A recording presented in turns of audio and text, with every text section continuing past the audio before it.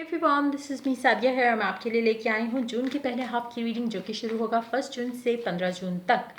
ये रीडिंग होगी sign of Capricorn के लिए। सो देखते हैं कैप्रिकॉन्स के लिए जून के पहले दो हफ्ते जो कि 1 जून से 14 जून होता है, लेकिन ये बेसिकली रीडिंग होगी फर्स्ट हाफ के लिए, तो हम इसको रखेंगे 1 जून से लेके 15 जून तक। तो देखते हैं कि कैप्रिकॉन्स के लिए ये टाइम फ्रेम कैसा रहेगा। इस रीडिंग में हम एक ऑरेकल कार्ड इंक्लूड करेंगे और साथ में एक कलर कार्ड ऐड करेंगे। सो देखते हैं क्या होने वाला है आपके लिए जून के पहले हाफ में। रीडिंग शुरू करने से पहले एक और चीज़ मैं रिमाइंड कराऊंगी कि ये एक जनरल रीडिंग है, सबके साथ मैच कर भी सकती है और नहीं भी। सो जो चीज़ें आपकी लाइफ में आपकी सिचुएशन से मैच करती हैं आप उन मैसेजेस को पिक करो और बाकी सब कुछ छोड़ दो। और पर्सनल रीडिंग अगर आप चाहते हो तो सिर्फ पेपॉल के थ्रू मैं पेमेंट्स एक्सेप्ट कर रही हूँ, और अगर आप पेपॉल से पेमेंट कर सकते हो सिर्फ तभी मुझे रीच आउट करो, ताकि आपका टाइम भी बचे और मेरा भी। और मुझे रीच आउट करने से पहले आप डिस्क्रिप्शन बॉक्स चेक कर लो, क्योंकि उसमें सारी रीडिंग्स या सर्विसेज जो मैं ऑफर कर रही हूँ वो मेंशन्ड है अलॉन्ग विद द प्राइस, ताकि आपका टाइम भी बचे और मेरा भी। और क्योंकि अक्सर लोग रीच आउट करते हैं और फिर वो डिस्काउंट्स मांगते हैं और इस तरह से मेरा टाइम भी वेस्ट होता है, आपका भी टाइम वेस्ट होता है। मेरे पास ऑलरेडी बहुत सारा काम होता है, पर्सनल रीडिंग्स, उसके अलावा जो ऑनलाइन डालनी होती है रीडिंग्स उसका भी। सो इतना टाइम नहीं होता कि मैं इस तरह से मतलब एनर्जी अपनी उस चीज़ के अंदर इन्वेस्ट करूँ जो कि मुझे I don't want to waste my energy, to be very honest. So इसलिए अगर आप पर्सनल रीडिंग चाहते हो और अगर आप पेपॉल से पेमेंट कर सकते हो सिर्फ तभी मुझे रीच आउट करो। और अदरवाइज़ अगर आपको लगता है कि मैं बहुत एक्सपेंसिव रीडिंग्स मतलब दे रही हूँ तो आपके पास बहुत सारे ऑप्शंस हैं, ट्रस्ट में आप उन ऑप्शंस को ट्राई कर सकते हो।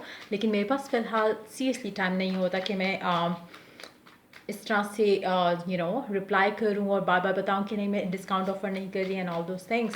So try and understand and या देखते हैं कि आप लोगों के लिए कैसा रहेगा।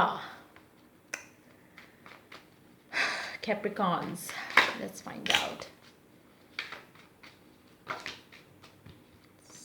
Nine of Swords.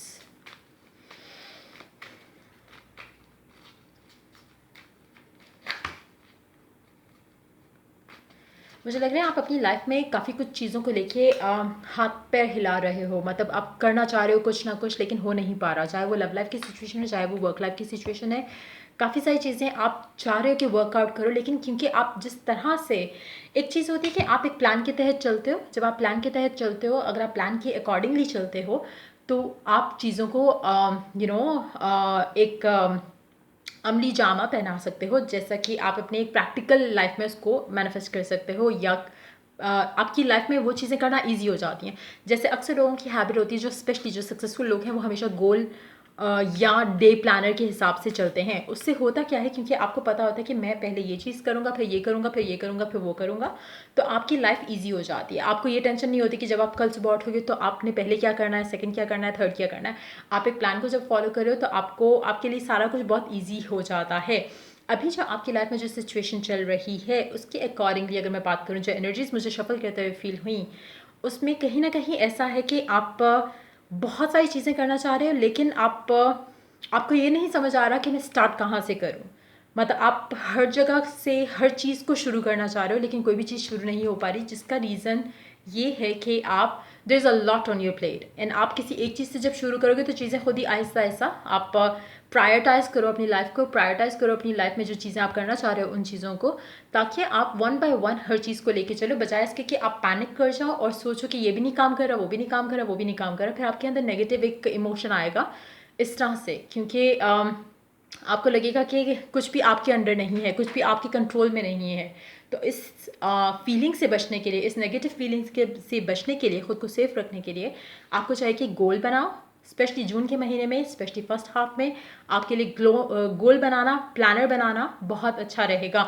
चाहे वो आप मतलब अगर आप चाहो तो वीकली प्लानर बना लो, चाहे आप चाहो तो डेली प्लानर बना लो, ताकि आपकी लाइफ में मेसी सिचुएशन ना फील हो आपको, किसी भी एंगल को लेकर, किसी भी एरिया को लेकर। Love life, work life, home life, सारी चीज़ें आपकी अगर एक प्लान को फॉलो करते हुए चलोगे तो ईजी रहेगा। उसके अलावा देखते हैं आपकी लाइफ में क्या होने वाला है इन 2 हफ्तों में, जो कि 1 से होगा 15 तक।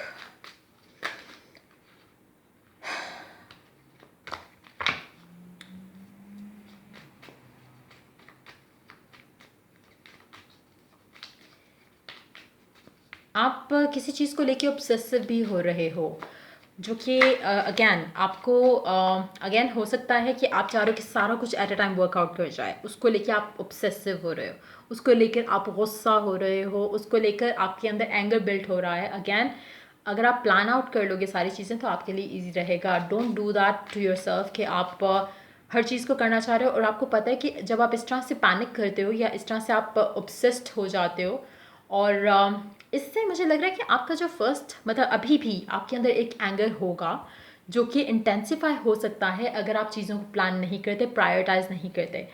तो कोशिश करो कि अपनी लाइफ को प्रायोरिटाइज करो, अपनी चीज़ों को प्रायोरिटाइज करो, अपने एरियाज ऑफ लाइफ को प्रायोरिटाइज करो ताकि आपके लिए मुश्किल आसान हो। Let's see, Ace of Cups paired up with Page of Swords, Page of Wands, Four of Pentacles. Underneath the deck you do have Queen of Wands. Underneath that Four of Cups, underneath that Nine of Cups. अच्छा, अब अगर हम आपकी इन cards की energies की बात करें और आपकी लव लाइफ की स्पेसिफिकली बात करें तो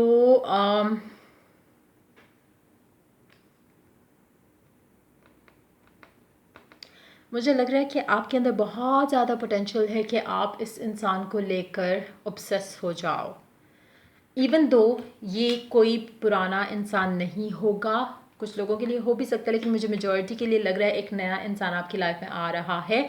लेकिन क्योंकि आपको शायद इसका बहुत ज़्यादा इंतज़ार था, इस चीज़ का, इस लम्हे का, इस टाइम का, जब आपकी लाइफ में कोई एंटर हो तो आप उसको लेके बहुत ज़्यादा ऑब्सेस्ड हो सकते हो, जिससे होगा क्या कि ये इंसान आपसे दूर चला जाएगा।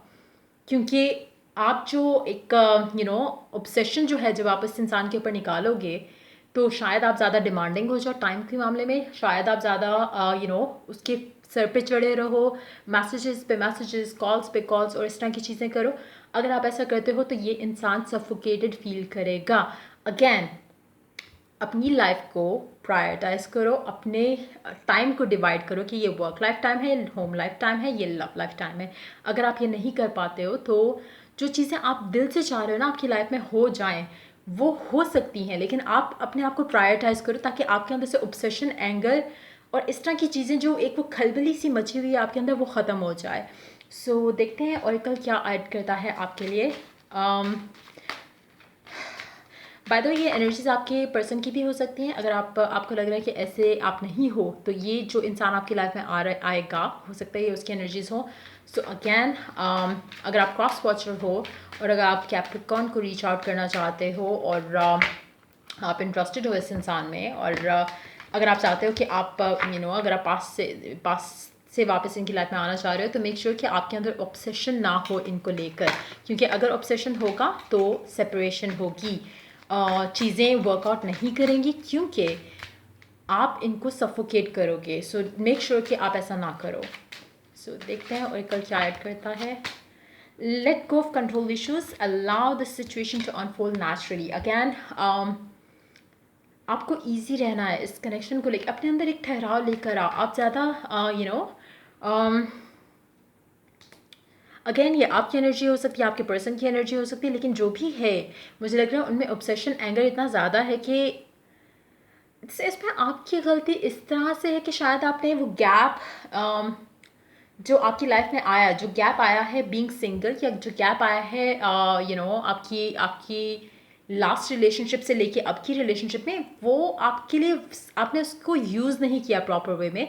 अपने फ्यूचर की लाइफ को बेटर बनाने के लिए आपने एक चीज़ से हील नहीं किए हो और आप नेक्स्ट रिलेशनशिप में जाते रहे हो, और उस गैप को आपने कभी भी ये सोचने में नहीं लगाया कि क्या चीज़ें हैं जो आप या तो आप बहुत ज़्यादा नीडी फील कर रहे हो रिलेशनशिप के मामलों को लेकर, जिसकी वजह से जब आप इस इंसान के साथ आओगे तो आप बहुत ज़्यादा ऑब्सेस्ड हो जाओगे इनको लेकर, और जिसकी वजह से आपके पर्सन का दिल करेगा कि वो आपसे दूर हो जाएं, जबकि आप out of love, out of care आप वो सब कर रहे होगे इनके लिए, लेकिन वो इरिटेट हो जाएंगे, अनॉयड हो जाएंगे।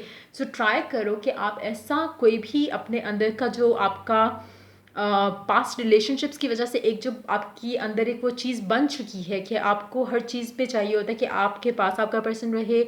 शायद कुछ लोगों को एक फियर हो कि कहीं वो फिर से एक मतलब अपनी लव लाइफ में सिंगल ना रह जाए, जो भी चीज़ें हैं, आप अगर ईज़ी रहोगे, पॉजिटिव लेके चलोगे, अगर आपको लगता है कि आप अंडरस्टैंड कर पा रहे हो मैं किस बारे में बात कर रही हूँ, तो कोशिश करो कि कोई भी रिलेशनशिप में जाने से पहले ट्राई टू हील योरसेल्फ।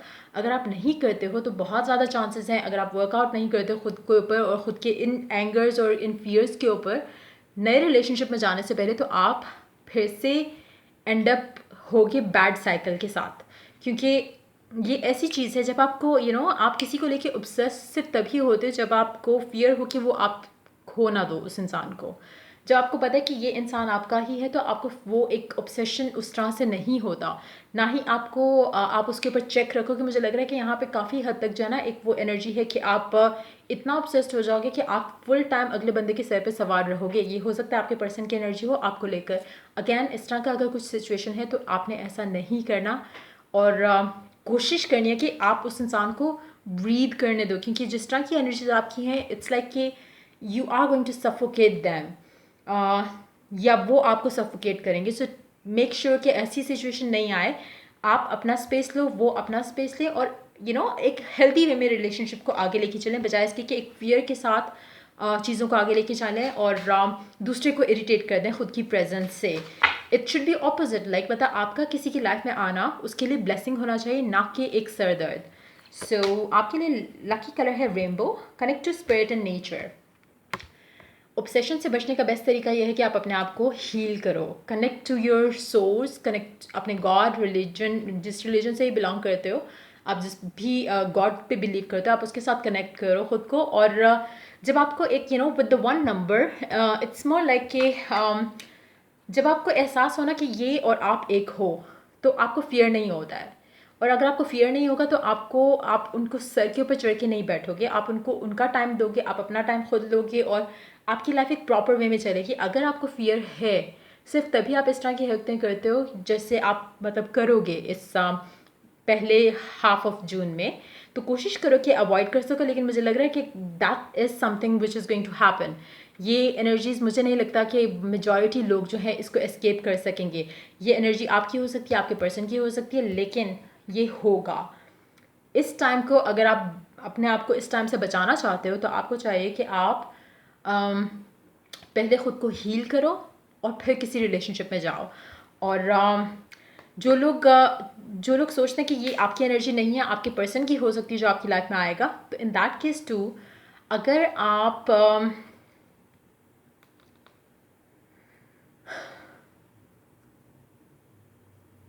अगर ये आपके पर्सन की एनर्जी होगी, तो मुझे लगता है कि कहीं ना कहीं इन दैट केस टू आपको अभी लव लाइफ से ब्रेक लेना चाहिए थोड़ा, और आप अपना टाइम लेकर फिर किसी कनेक्शन में आओ। अगर आपके दिल में एक फियर है कि आपका पास्ट पर्सन ऐसा था जो कि बहुत ही सर पे चढ़ा रहता था एंड ऑल दैट, तो हो सकता है इसी फियर की वजह से आप एक ऐसा ही इंसान अपनी लाइफ में अट्रैक्ट कर लो फिर से। तो मेक श्योर कि आप अपने एंड से सारा एक हीलिंग कर चुकी हो और फिर किसी नए रिलेशनशिप में जाओ, क्योंकि अदरवाइज़ आपके लिए मुश्किल होगी, क्योंकि ऐसा ही बंदा आप फिर से अट्रैक्ट करने वाले हो अपनी लाइफ में जो कि शायद आपको नहीं चाहिए। सो मेक श्योर कि आपका फोकस उस पर हो जो आपको चाहिए, बजाय इसके कि इस पर हो कि ऐसा बंदा मुझे नहीं चाहिए, ऐसी बंदी मुझे नहीं चाहिए जो ऐसी हो। सो ये थी आपकी रीडिंग जून के पहले हाफ महीने की। अगर आपको पसंद आई हो तो लाइक शेयर सब्सक्राइब ज़रूर करें। कमेंट सेक्शन में मैं अपनी सिस्टर के चैनल का लिंक ऐड करूँगी, अगर आपको पसंद आता है तो आप उसको सब्सक्राइब कर सकते हो। Till I do the next reading for you guys, take care, bye bye.